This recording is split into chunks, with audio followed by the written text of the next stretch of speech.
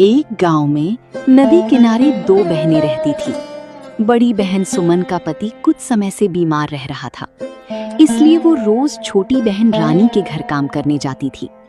रानी की शादी एक अमीर व्यापारी से हुई थी। वो बहुत कंजूस और लालची थी। सुबह के समय सुमन जल्दी जल्दी अपने घर का काम निपटा के अपनी छोटी बहन रानी के घर की ओर निकलती है। अरे दीदी, आज फिर तुमको देर हो गई।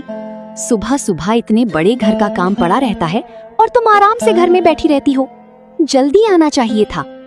खैर, अब आ ही गई हो तो चलो काम में लग जाओ। माफ करना बहन, मेरा मुन्ना रात भर रोता रहा पेट दर्द से, इसलिए देर हो गई। मैं जल्दी जल्दी सब काम कर दूंगी।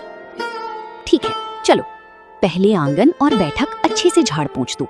घर चमकना चाहिए। उसके बाद रसोई में जाकर सारे बर्तन मांज देना। और हाँ, काम ठीक से होना चाहिए। सामान तुरंत काम पर लग जाती है। सबसे पहले रानी के घर का आंगन, बैठक और सारे कमरों में झाड़ू पोछा करती है।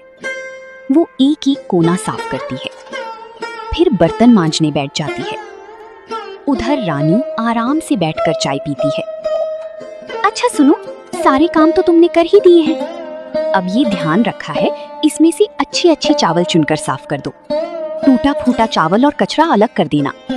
मेरे घर में सिर्फ बढ़िया चावल पकते हैं, समझी? और फिर जल्दी से रसोई में जाकर दोपहर का खाना बना देना।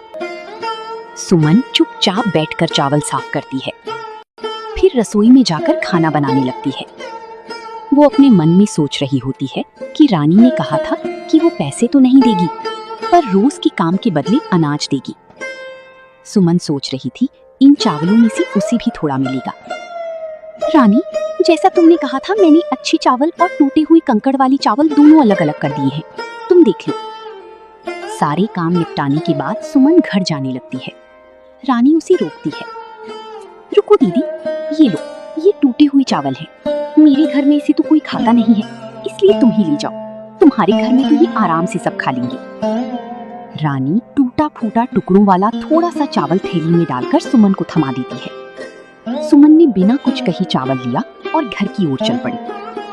आंखों में आंसू थे, मगर होठों पर एक भी शिकायत का शब्द नहीं आया, क्योंकि उसे पता था उसकी मजबूरी और गरीबी में ये चावल भी उसके लिए कीमती है। सुमन घर जाकर वही चावल बनाकर अपने पति और बच्चे को खिलाती है।